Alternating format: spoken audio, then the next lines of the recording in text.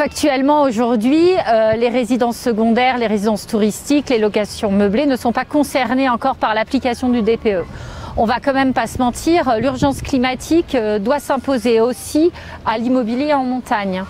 Et d'ailleurs, quand on analyse au travers des statistiques qui ont été sorties par la FNAIM, on voit bien que 38% des logements en montagne au niveau national sont classés F et G et 38% sont classés E. Donc plus de 3/4 des logements vont devenir des passoires thermiques. On s'est rendu compte aussi qu'avec la publication au mois de mars dernier du rapport justement sur la location meublée au sens large, il va y avoir, et en tout cas on entend dire, donc c'est entre les mains des politiques et les discussions qui sont menées sur le fait qu'il y a une volonté d'appliquer le DPE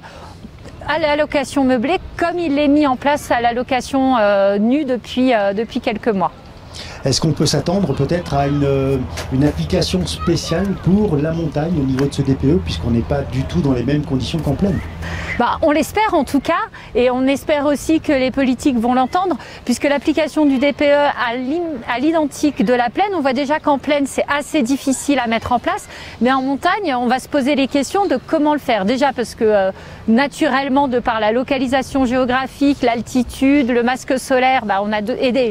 et des habitations qui ont été construites dans les années 60 à 80 avec le plan montagne, forcément on a vraiment des difficultés. On a des difficultés techniques en priorité, donc il faut former des diagnostiqueurs, il faut former des artisans et avoir des artisans disponibles en fait pour réaliser les travaux. Et donc notre inquiétude, c'est d'avoir un calendrier vraiment identique et peut-être d'avoir aussi une adaptation pour aller vers une classification plus progressive effectivement de la rénovation de nos bâtiments en montagne, ce qui permettrait de répondre à l'urgence climatique.